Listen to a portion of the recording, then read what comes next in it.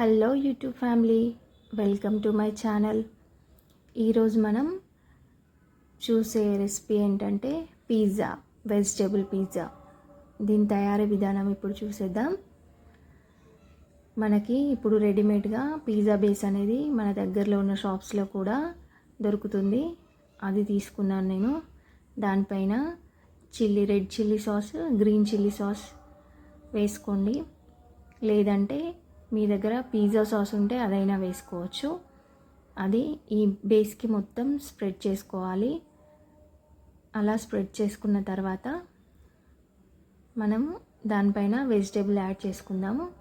నేను టమాటో, పాలకూర, cheese, onion, carrot cut చేసి పెట్టుకున్నాను. ఇప్పుడు దానిపైన పెట్టుకుందాం. టమాటోలని అలా రౌండ్గా కట్ చేసి ఒకదాని తర్వాత ఒకటి పెట్టేసుకోండి. వాటి మధ్యలో ఆనియన్ పెట్టేసుకోండి. ఈ వెజిటేబుల్స్ అనేవి ఏం లేదు, మీ దగ్గర ఏ వెజిటేబుల్స్ ఉన్నా దానిపైన వేసుకోవచ్చు. క్యాప్సికమ్ కానీ లేదంటే పన్నీర్ ఉన్నా మీరు పన్నీర్ ముక్కలు కూడా యాడ్ చేసుకోవచ్చు వీటిలో.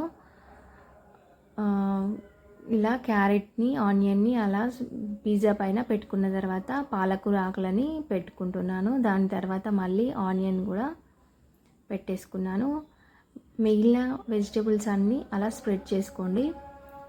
తర్వాత చీజ్ని మనం తురుముకోవాలి. సన్నగా తురుముకొని దానిపైన బేస్ పైన వెజిటేబుల్స్ అన్నిటిపైన పడేలా వేసుకోండి. స్ప్రెడ్ చేసుకోండి.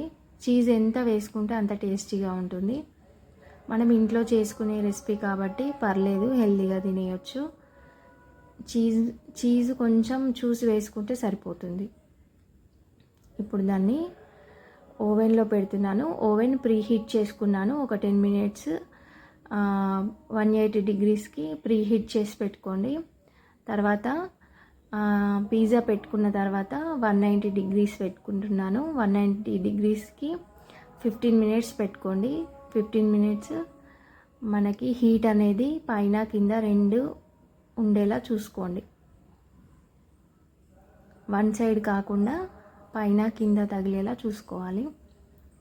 ఇలా ఒక 15 minutes తర్వాత మళ్ళీ చూద్దాం.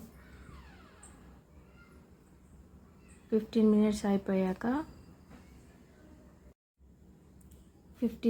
అయిపోయాక మన పిజ్జా అనేది రెడీ అయిపోతుంది. ఇప్పుడు మనం ఓవెన్లోంచి బయటకు తీసి చూద్దాం ఒకసారి.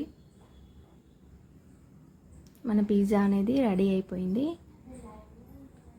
చూడండి, కలర్ఫుల్గా ఎంత బాగుందో, చూడగానే తినాలనిపిస్తుంది కదా. ఇప్పుడు ఈ పిజ్జాని మనం ముక్కలుగా కట్ చేసుకొని సర్వ్ చేసుకొని తింటే చాలా బాగుంటుంది. దీనికి మనం కాంబినేషన్గా టమాటో సాస్ కూడా వేసుకోవచ్చు పైన. ఇలా పిల్లలకి ఇంట్లోనే హెల్తీగా రెడీ చేసి ఇచ్చామంటే మనం బయట ఫుడ్ కొంచెం అవాయిడ్ చేయొచ్చు పిల్లలకి. ఈ రెసిపీ నచ్చినట్టయితే మీరు లైక్ చేయండి, మీ ఫ్రెండ్స్తో షేర్ చేయండి. నా ఛానల్ సబ్స్క్రైబ్